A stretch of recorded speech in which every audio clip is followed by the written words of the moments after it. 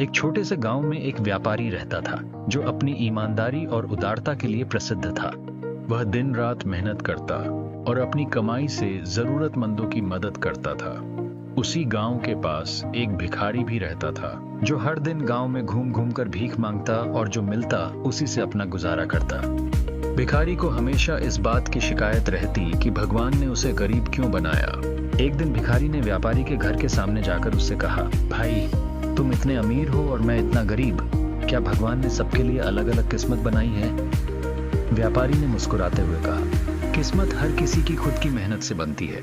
यदि तुम चाहो तो अपनी स्थिति बदल सकते हो। भिखारी ने नाराज होकर कहा, तुम कह तो रहे हो, लेकिन ये सिर्फ बातों की बातें हैं। एक गरीब इंसान क्या कर सकता है? व्यापारी ने सोचा कि भिखारी को सिखाने का यही सही समय है। उसने भिखारी को अंदर बुलाया और कहा, मैं तुम्हें एक काम देता हूं।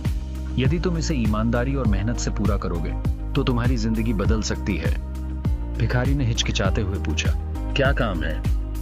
व्यापारी ने उसे एक खाली थैली दी और कहा, जंगल में जाओ और जितने ज्यादा मीठे फल ला सकते हो उतने लाओ। याद रखना, यह काम ईमानदारी और मेहनत से करना।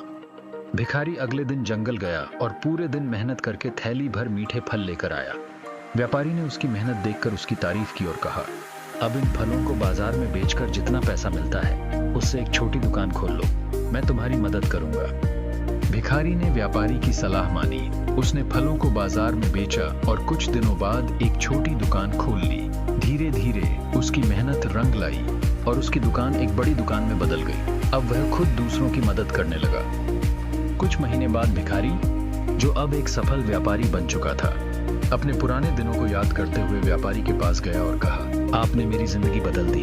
आपने मुझे मेहनत और ईमानदारी का महत्व सिखाया। व्यापारी ने मुस्कुराते हुए कहा, यह तुम्हारी मेहनत और लगन का परिणाम है। भगवान ने सबको बराबर अवसर दिए हैं, बस हमें उन्हें पहचानना और सही दिशा में काम करना होता है।